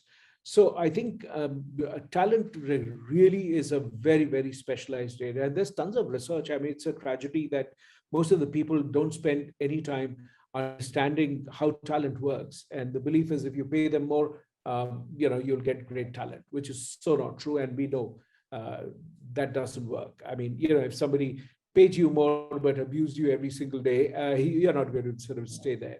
And that's why toxic cultures lose a lot of people. So that should be a real warning sign, I would think. Yeah, and sometimes you have internal company politics where somebody could be a great salesperson, but maybe not a great sales manager. Yeah, I guess I've had personal experience with this, where people are great people as individuals, but not great managers. I think that's one of the biggest decisions that people could make. If they think about how do you ensure that the people who are becoming people managers, you make a great deal of effort in filtering out those people, evaluating their ability to coach, evaluating how well do they allocate tasks, how do they make sense of the work which is there? Because organizations will go through daily changes in a number of ways. For the manager to be able to actually shield the team and sort of create a degree of sanity in the team really makes all the difference. How do you sequence out that communication? How do you tell them what is necessary for them to know without distracting them? And yet, there are some people who have a tremendous appetite for filtering all that information. I mean, those are some of the things that I would look for. And then even if you have chosen them, just as much as you onboard a new hire, we don't always onboard people when they move into a new role. One of the big places where you should be looking at that is to actually invest in onboarding the managers into their new role, helping them to do that. Yeah, and I suppose my final question, what are your thoughts on share incentives or bringing on a CTO as a co-founder? So I've noticed in parts of the United States, in Scandinavia, it's very common. It's not really common in Ireland, in Western Europe, and I don't know about India, but you've said money, there's more than money to keep people in a company. What's your thoughts on share incentives? I think, when people are able to, there are different ways in which you can compensate people, and not everyone and not every role needs to be compensated in terms of money, et cetera. There are multiple ways to do that. I mean, for example, there are lots of people who get really excited about the freedom to pursue their intellectual curiosity. So I've seen research scientists who will give up the opportunity to take a really high-paying job because the lab offers them a lot of opportunity to do that. I mean, worldwide, so many professors and all are not necessarily the world's most highly paid, but they pursue that because they're, passionate about what they do. So there is that element of it. I think there is a threshold of fairness which we need to acknowledge, and really to understand. That's why I said that if the organization tells the people that upfront, this is what we are going to pay, this is the whole package, then the rest of the conversation can be about culture, it's about the purpose of the organization, all of that. I think the transactional element, which is the tangible stuff, is really unimportant. It matters on day one when you come into the organization. It doesn't matter anytime after that. So there was a question that somebody actually asked for me. Ignesius, Ernest, Thambyraj really said that, I see recently startups are looking for VPs who do coding and development and not much of leadership skills. If the role does involve managing people, then I think it's disastrous to have the person that high up who is poor in leadership skills. So that's a mistake several startups do make. So is it a great idea? Yeah, I think the answer is no. So I would sort of really look at what is the role supposed to do. If the role does have the role, let's say, of external communication, and you say the person is really terrible at external communication, then it's obviously a mistake to put the person in that role. Yeah, and I suppose I'll ask you a final question to end the webinar. So you have a large following on LinkedIn and Twitter. I suppose that just comes from publishing great content, or is there more to it? No, I think if you publish content which people find value in, eventually that's really what builds your following. But also, you need to sort of really look at three different elements. The things that work in, let's say, LinkedIn, which is my favorite, platform for posting. You can post the same content on Twitter, it doesn't get that kind of traction, or the other way around. There's things on Twitter that get traction that don't get it on Instagram or otherwise. So to be able to figure out which is the platform where you are able to connect to people, because they use that. I use a lot of these drawings and visuals to simplify what I've learned. And I think that's really what people find useful. So that's really what has made it grow. So I hope that I'll continue to create content which people find value. Perfect. And I'm following you. I encourage people in the webinar, and more so, much more people who will listen to the video recording. I'm sure that they will follow you, and I think I'll purchase your book as well, because I really like some of the ideas you have on, not hiring the best person. Well, look, Abhijit, I really, really appreciate your time. I appreciate the time and effort of all the speakers here today and everybody who is still with us. Thank you so much. And I wish you all the best, and a lovely evening or morning, afternoon, wherever you are in the world. Thank you.